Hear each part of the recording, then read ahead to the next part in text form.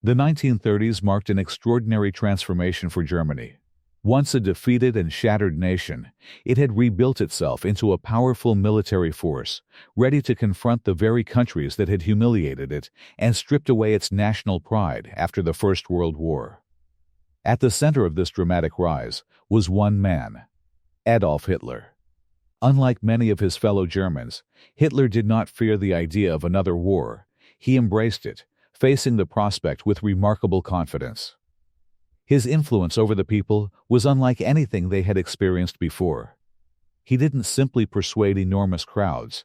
His presence seemed almost hypnotic in its intensity. But how did he rise from obscurity to become the most powerful man in Germany? Who were the Nazis, and how did their movement succeed in reviving a nation that had been left in ruins? Weimar Germany was alive with a strange and restless energy that echoed through its streets. The regime demanded absolute loyalty, constantly seeking the complete and unwavering support of the public. Fear and intimidation became the foundation of the dictatorship, and anything considered a danger to the German national revolution was eliminated without mercy. Millions were captivated by the charisma of a single man, drawn into a dangerous fascination that would eventually engulf the entire nation. During these early years, Hitler did not see himself as Germany's savior. Instead, he believed he was merely a forerunner, much like John the Baptist. It was only after his imprisonment in Landsberg that he became convinced he was destined for a far greater role. To truly understand this tragic relationship between Germany and Hitler, we must go back to the German Empire of the late 19th century. By that time, Germany had become the strongest, wealthiest, and most technologically advanced nation in Europe. In many respects, however, it remained an authoritarian state, yet it also maintained a national parliament with elections and some degree of power that was steadily expanding. This was a heavily militarized imperial state ruled by the hereditary Hohenzollern monarchy. Britain, having once supported German unification following the Franco-Prussian War, had grown increasingly wary of this rising power, sensing that Germany's booming industry and military might were beginning to eclipse its own fading empire. In the decades after that war, Germany's economy surged ahead, eventually overtaking Britain industrially by the time World War I broke out, trailing only the United States. There was enormous ground to make up, building a unified nation, forging a shared identity, crafting a national vision. Germany's ambition to stand shoulder to shoulder with the other great imperial powers of Europe was bold, to say the least. Alongside that ambition sat both envy and arrogance directed at the British Empire. Envy, because Britain, despite occupying just 1% of the Earth's landmass, ruled over a quarter of its population, and a deep-seated sense of German superiority layered on top of that. Many historians describe Germany at this point as a dangerously expansionist power, whose ambitions genuinely threatened Europe's fragile balance of power. Tensions simmered everywhere. Germany, arriving late to the colonial game, was determined to catch up. But our story doesn't actually begin in Germany. It begins next door, in Austria-Hungary. Details of Hitler's early years remain sketchy. He came into the world in Braunau, a town along the River Inn, in April 1889, born to a low-level Austrian civil servant. His father was a harsh man who wasn't above hitting him, which pushed his mother into a fiercely protective role. Beyond that, much of his childhood remains a blur, though we do know 4 of his siblings died before he was even born. What evidence exists suggests his upbringing was fairly unremarkable, not unlike that of other boys his age. The trouble for historians is that Hitler later rewrote much of his own childhood narrative. Academically, he was a mediocre student, not for lack of intelligence, which he clearly possessed, but because he simply couldn't sustain focus. Even then, he was something of a loner, though he devoured books voraciously, absorbing anything he could get his hands on. In a way, he cobbled together his own haphazard education from a jumble of unrelated sources, a self-taught patchwork rather than anything coherent, since he'd never had the discipline to properly apply himself in school. Around the time of the Great Depression's onset, years earlier in his life, a young Hitler traveled to Vienna, hoping to build a career as an artist. At that time, Vienna stood at the forefront of European art and philosophy. His goal was to gain admission to the Academy of Fine Arts. He arrived in the city at roughly 16 years old and largely drifted, accomplishing little of substance. His later claims of living in squalor were exaggerated. He was turned away from art school, and looking at his actual work, that rejection was probably justified. Still, he understood art on a conceptual level, he knew neoclassical styles, and more importantly, he grasped the sheer power that great historic imagery could wield. So while his watercolors never advanced the Nazi cause artistically, he clearly understood what art was capable of doing to people.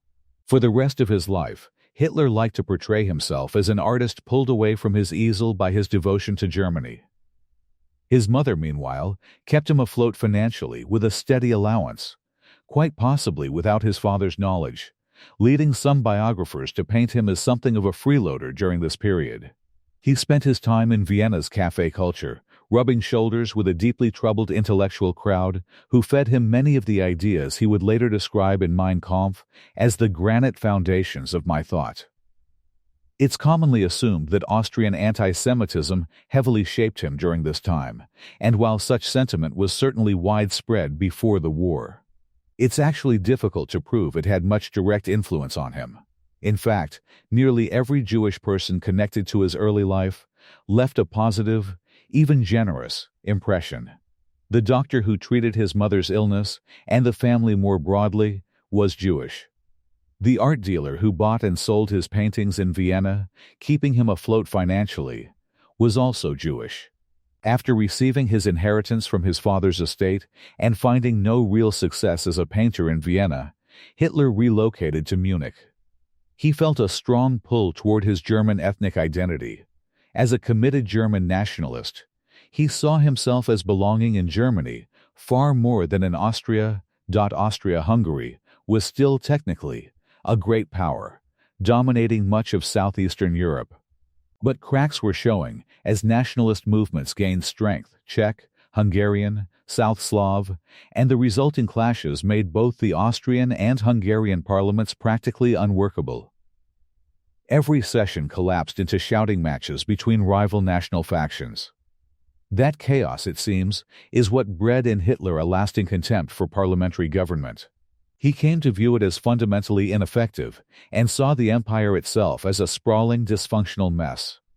From this he concluded that only strong, authoritarian leadership, even outright dictatorship, could actually solve such problems. The spark that ignited World War I was the assassination of Archduke Franz Ferdinand in Sarajevo. Within weeks, Austria-Hungary had declared war on Serbia. Germany mobilized soon after, pushed into Luxembourg and Belgium, and marched toward France, prompting Britain's own declaration of war against Germany. Though technically still an Austrian citizen living in Munich, Hitler managed to enlist in the German army. Amid the chaos of the 1914 mobilization, his paperwork discrepancies simply went unnoticed, and he slipped through into the ranks. Austrian authorities, meanwhile, were actively pursuing him, since he dodged conscription into their own army by living abroad in Germany. He had no interest in fighting for a cause, or an empire he didn't believe in. The Habsburgs meant nothing to him. As war engulfed the continent, Germany soon found itself locked into a grueling two-front conflict, battling Russia in the east while facing Britain, France, and Belgium in the west. Hitler had signed up to defend the German Empire, and this wartime experience would irrevocably reshape not just his own path, but the fate of millions. Having failed to make it as an artist, Hitler found himself in Munich, a major city within the modern German Empire. He joined the army and was deployed to the Western Front, where Germany was locked in combat against Britain and its allies. His role was a minor one, a corporal, nothing more. Yet he was captivated by the experience of war itself. In many ways, the First World War is what turned an obscure nobody into somebody who mattered. By most accounts, he was a competent, disciplined soldier, eventually rising to non-commissioned rank, and he survived the entire conflict from start to finish, no small feat given how many didn't. He served as a battalion runner, positioned close enough to the front to face real danger, even if he didn't spend quite as much time in direct combat as he later claimed. As a runner, he still had to carry messages up through communication trenches within range of enemy artillery, and in 1918, he was seriously injured in a gas attack. Some have tried to diminish his wartime record, but he was awarded both the Iron Cross Second Class and later the Iron Cross First Class, the latter recommended, ironically, by a Jewish superior officer. The idea that he was somehow a coward simply doesn't hold up. He showed genuine bravery. That said, runners were often viewed by frontline infantry as having a relatively easier assignment, which perhaps explains the enduring mystery of why he was never promoted to officer rank. It's possibly apocryphal, but the story goes that he lacked the leadership qualities needed for such a promotion. He doesn't seem to have been especially popular or respected among his fellow soldiers, regarded, again, as something of an odd loner. Yet he personally remembered the war as a period of unity, camaraderie, and brotherhood, romanticizing it in his memory, until he later sought to recreate that same spirit of national togetherness under the Kaiser when the Third Reich rose in 1933. Russia mobilized its forces and defeated Austria-Hungary, but was ultimately halted by German troops in Prussia.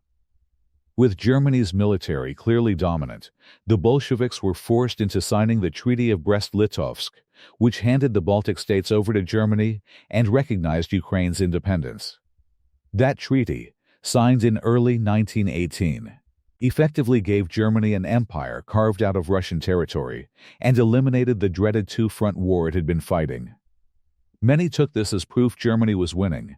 Everything now hinged on the Western Front. But with America now in the war, victory there was no longer realistic. Soon, the looming threat of American involvement became grim reality as ships were sunk by Germany's ruthless submarine campaign. The United States entered the war after Germany's unrestricted attacks on commercial shipping bound for Britain resulted in American vessels being sunk in the North Atlantic. On April 6, 1917, America formally declared war on Germany. Faced with the overwhelming resources the Americans brought to bear, the German military found itself in an impossible position. The armistice, signed on November 11, 1918, brought the fighting to an end. The trouble was that Germany's political and military leadership had never prepared the public for the possibility of defeat. Propaganda kept insisting victory was near, even as the Allied counteroffensive proved devastatingly effective. So when Germany finally admitted defeat in late October and began pursuing peace, it landed as a genuine shock, sudden and bewildering to most ordinary Germans. Compounding that shock were the armistice terms themselves, and later, the 1919 peace terms, which nearly the entire German population viewed with outrage. The Treaty of Versailles imposed a harsh set of conditions on Germany from the victorious Allies. Among them was Germany's forced acceptance of full responsibility for the war's damage and losses, Article 231, later dubbed the War Guilt Clause. The treaty also stripped Germany of significant territory and demanded steep reparations payments to the Allied powers. On top of that, Germany's military was capped at no more than 100,000 men. To many Germans, this all amounted to a stab in the back. After all, they'd agreed to an armistice, not a surrender. Germany had to hand over its combat aircraft and was barred from constructing warships. Its army was limited to that 100,000 figure, which sounds substantial on paper. But that number actually included cooks, clerks, and support staff, not 100,000 combat-ready troops. Germany also faced massive financial reparations for the destruction its forces had caused during the occupation of northern France and southern Belgium, all resting on that disputed war guilt clause that virtually every German rejected. In their eyes, Germany hadn't started the war at all. It had been provoked by Allied encirclement. They felt betrayed, believing the Allies had abandoned any pretense of honor by treating them as a conquered people rather than equals. The promises made to them, particularly by President Woodrow Wilson and David Lloyd George, had simply been broken, and Germany's honor trampled in the process. A huge segment of the population seethed with resentment toward the rest of the world. Hitler, like countless other Germans, was devastated, and like so many of his countrymen, he needed someone to blame. He pointed fingers at the home front. Socialists, Marxists, Jews, anyone he believed had undermined Germany from within. This stab-in-the-back myth took root in right-wing circles after the war as a convenient explanation for the sudden collapse. The theory held that Germany's left-wing, Republican, and Jewish population back home had betrayed the nation and lost the war from the inside. Most Germans, however, never actually bought into this legend. The independent Social Democrats, the mainstream Social Democratic Party, and later, the Communist Party made up roughly a third of the electorate and were central pillars of German political life. This meant the stab-in-the-back narrative and its accompanying Jewish conspiracy theory remained, at least initially, confined to a fringe group on the far right. The war had given young Hitler a role that genuinely suited him, but Germany's sudden, crushing defeat proved unbearable. Not just for him, but for the entire nation. Combined with the humiliation of Versailles, Hitler and a dangerous minority of right-wing extremists went looking for someone to blame. That search would give birth to a new political party and draw together some of the most dangerous men Germany would ever produce. Germany's shock defeat in World War I left the country humiliated, and the Treaty of Versailles saddled it with the burden of rebuilding the very nations it had just fought against.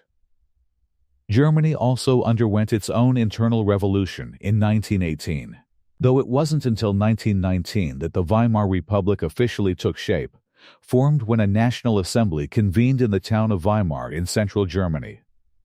Reparations owed to the victorious Allies played a huge role in accelerating the hyperinflation crisis that followed. A crisis that actually traced back to 1916, when the German government began printing money to finance the war effort, setting inflation into motion.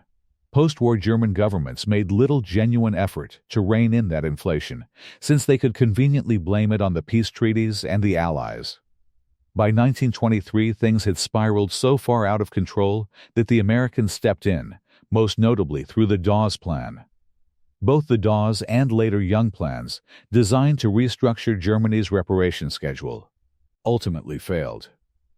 The Dawes Plan was the creation of American banker Charles G. Dawes, structured to lend the German government money it could then use to repay its reparations debts.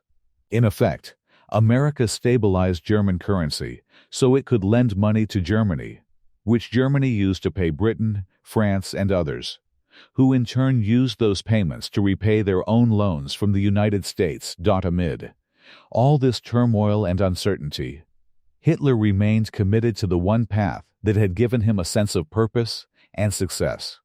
After the war he stayed on in the drastically shrunken German army.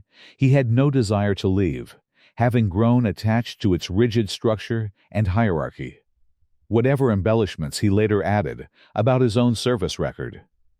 He took part in training courses at Camp Lechfeld, some taught by prominent academics of the day, which pushed a dark, deeply ingrained brand of German ethno-nationalism and patriotism, framed as a bulwark against Bolshevism, essentially right-wing propaganda dressed up as political education. Hitler wasn't just a receptive student. He became a genuine convert, eventually recruited to deliver this kind of inflammatory political messaging himself, and he proved to be remarkably skilled at it. It was here that he honed the oratorical technique that would later define him. The army sent him, still officially enlisted, to keep tabs on a small far-right group called the German Workers' Party, founded in Munich in January 1919 by Anton Drexler, a prominent figure in the occultist Thule Society. The group met regularly to discuss nationalist ideology with hatred of Jews and racist thinking baked into its core beliefs. During this surveillance assignment, Hitler grew increasingly drawn into the party's politics, eventually speaking at its gatherings, where it quickly became apparent he had real talent as an orator. He absorbed the party's radical anti-Semitic worldview wholesale, embracing the notion that Germany's wartime defeat had been engineered by some imagined Jewish conspiracy. People have compared his mind to a vacuum cleaner, indiscriminately soaking up everything he encountered, much of it lifted from pseudo-Darwinist racial theory and similar pseudo-scientific ideas, blended together into what became the foundation of National Socialist ideology. Having proven himself a compelling speaker, Hitler steadily gained influence within the German Workers' Party, eventually rising to head its propaganda efforts. He wasn't yet the leader. That title still belonged to Anton Drexler. But he became, in effect, the party's PR man, producing bold, provocative posters and organizing mass rallies that drew increasingly large crowds. In 1920, seeking to widen its appeal, Hitler rebranded the party as the National Socialist German Workers' Party. A year later, following a heated dispute in which he threatened to walk away entirely, he was named party president, and from there began assembling a loyal, intelligent, and ruthless inner circle around himself. Bavaria and Germany as a whole was mired in post-war chaos, runaway inflation, mass unemployment, street violence, strikes, and militant action from workers and the political left. Hitler was clearly searching for a political home, and it seemed he had finally found one. As his reputation as a firebrand speaker grew, he gradually attracted a circle of devoted followers, each bringing their own skills, ideas, and personal baggage. Hitler's closest early ally was Rudolf Hess, born April 26, 1894, in Alexandria, Egypt, like Hitler. Hess carried that same bitter post-war question. How could Germany have lost, and who was to blame? He drifted into university life, but remained a frustrated radical nationalist at heart, and upon meeting Hitler, he became utterly captivated, viewing global politics through the lens of racial struggle. Footage from Nuremberg rallies shows his face lit up with fervent, almost childlike devotion to Hitler. The most decorated member of Hitler's circle was Hermann Göring, born January 12, 1893, in Rosenheim, Bavaria, an unlikely recruit for the fledgling Nazi movement. In the 1920s, he cut a dashing figure with an impressive military Ursum, having served as a distinguished fighter pilot in the First World War, and later taking command of the famous Richthofen Squadron after the death of the Red Baron. He was a glamorous, celebrated figure who maintained the persona of the cheerful ex-fighter ace, an image the German public adored. He wasn't naturally drawn to extremist politics, but he too found in Hitler an outlet for his own bitterness and sense of loss, becoming a devoted follower from that point forward. Another of the movement's most sinister figures was Heinrich Himmler, born October 7, 1900, in Munich to a middle-class Catholic family. His father had once tutored members of the Bavarian royal household. Himmler had a distinctly bookish, schoolmasterly air about him. Much of his psychology seems rooted in frustration. He desperately wanted to fight in World War I, but was too young, and that sense of missed opportunity to serve Germany seemed to gnaw at him. He carried himself with a dreamy, scholarly manner that belied what we now know was happening beneath the surface. An eccentric patriot and committed anti-Semite who found in National Socialism his natural home. Martin Bormann, born June 17, 1900, the son of a postal worker, became one of Hitler's most trusted and Machiavellian operatives. He joined one of the vigilante Free Corps groups that sprang up across Germany in the early 1920s and was imprisoned for his role in a murder. Upon his release, he too found in Hitler a voice for his own resentments and sense of national loss, becoming a fiercely devoted follower. Finally, arguably the sharpest mind among Hitler's inner circle was Joseph Goebbels, born October 29, 1897, in the Ruhr Valley. Goebbels stood out within the movement as something of an intellectual, university-educated, holding a doctorate, having studied 19th-century German literature. He was also a romantic nationalist who, before ever meeting Hitler, had written a novel called Michael that essentially sketched out a Hitler-like protagonist. Hitler's vision of a unified Germany where all Germans stood as equals resonated deeply with Goebbels, who'd been searching for a political movement that reflected his own convictions. And he brought to the party an extraordinary, ruthless talent for organizing propaganda. What united these men was a shared sense of loss, despair, and rage over Germany's wartime defeat, sentiments that, admittedly, weren't unusual across Germany at the time. What set them apart was something else entirely. Each experienced something close to a personal revelation upon hearing Hitler speak. He came across as an outsider figure, almost destined to restore Germany to its former glory and exact revenge on the Allies, fulfilling a mythic role embedded deep within German history and folklore, echoing the legend of Kaiser Friedrich Barbarossa, the red-bearded king who would one day return to save Germany from her enemies. And now, it seemed, enemies were closing in from every direction. For Hitler, all signs pointed toward a rising National Socialist movement. He'd built a devoted following, with some rallies drawing crowds in the thousands. But it was events unfolding in Italy that truly ignited his imagination, setting off a chain of consequences that would shape the destiny of Hitler, his party, and Germany itself. His gatherings typically drew around 2,000 attendees, a respectable number, though Hitler's sense of his own and his party's importance was wildly inflated. In truth, he often resembled little more than a man in a shabby coat, standing on a soapbox in a town square, addressing a handful of onlookers from street corners in old-fashioned fashion. Other far-right parties in Germany at the time were considerably larger and more visible. What the Nazi movement really amounted to at this stage was a gathering of like-minded people who happened to share similar grievances. Then came Mussolini. In October 1922, the bombastic Italian newspaper editor led his black-shirted followers on a march on Rome, forcing King Victor Emmanuel III to cede control of the government to him. At least, that's how Hitler perceived events, and he was quickly inspired to plot a coup of his own, deeply influenced by what he saw as Mussolini's triumph. Hitler began envisioning his own march, this time on Berlin.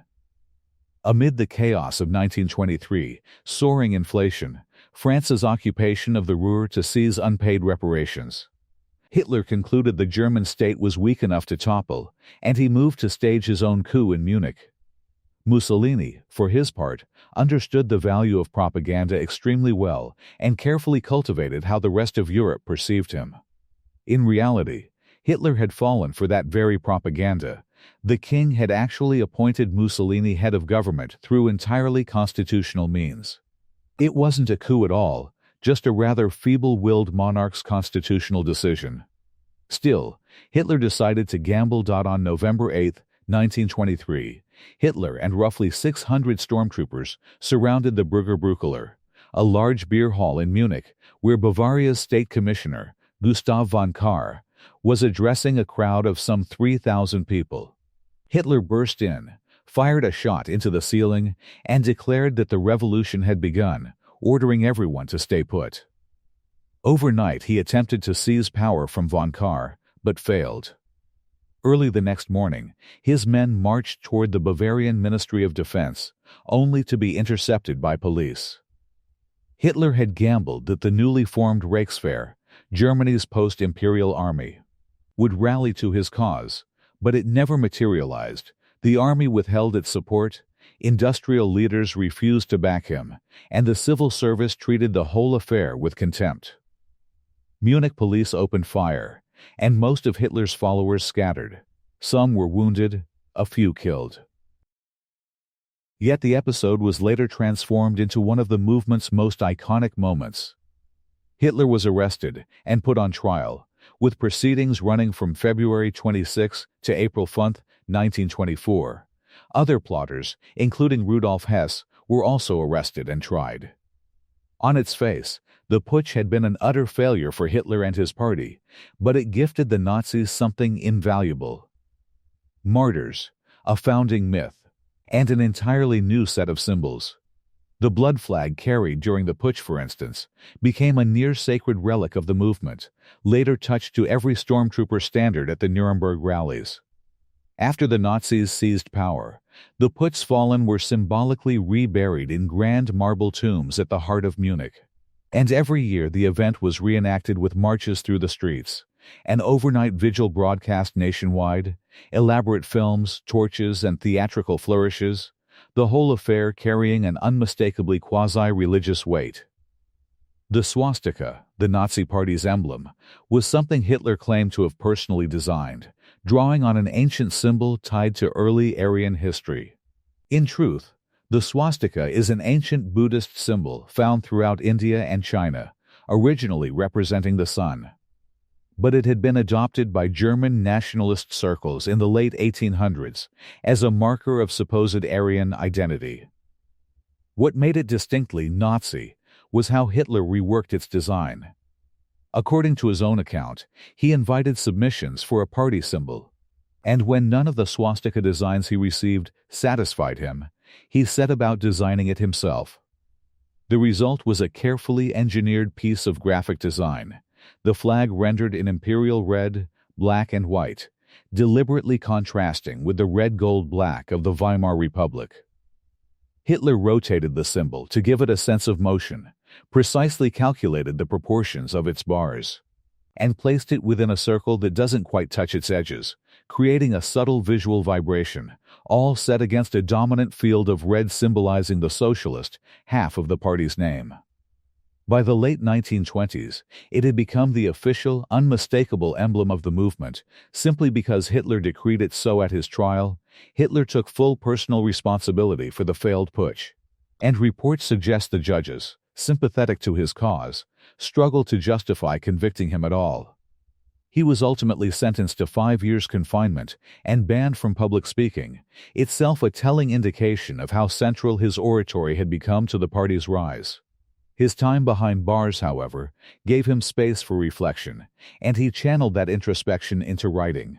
It wasn't until his imprisonment at Landsberg, it seems, that Hitler truly came to see himself not merely as a political agitator, but as something closer to a messianic figure. A realization that seemed to free him to become the man he ultimately would be. He served less than a year of his sentence, spending it alongside Rudolf Hess and others, using the time to draft Mein Kampf. His original working title was something along the lines of My 4.5 Years Struggle Against Lies, Stupidity, and Cowardice, a reckoning, as he saw it, against those threatening to destroy the German nation. His publisher sensibly suggested something punchier and more marketable, whittling the title down to simply My Struggle, Mein Kampf. Its most notable section is arguably the 5th chapter, a treatise on propaganda. Much of the rest reads as a scattered emotional outpouring rather than any coherent political blueprint. Nothing like Marx's Communist Manifesto or Das Kapital. The book eventually sold roughly 300,000 copies, with sales climbing even further later on for fairly obvious reasons. It was a hefty volume. Running to some 600 pages, writing Mein Kampf only deepened Hitler's hunger for power and his conviction that he was meant to lead Germany. But without the ability to speak publicly, his path forward would have to wait. The speaking ban was, in effect, meant to preserve public order, a recognition of just how persuasive an orator he'd become. And for a time it genuinely slowed the party's momentum and the public's willingness to take him seriously again, since he was the only political figure in Germany explicitly barred from speaking. Hitler, ever resourceful, used the ban itself as propaganda, painting it as proof of the Weimar government's censorship. In 1927, the restriction was eased, and it was later lifted entirely. Hitler returned to the stage, and whatever it was about his performances that captivated audiences, comparable in some ways to how modern audiences respond to pop stars, clearly hadn't faded. People genuinely seemed mesmerized by him. Once he could speak freely again, the party's momentum began building toward its eventual electoral breakthroughs in the late 1920s.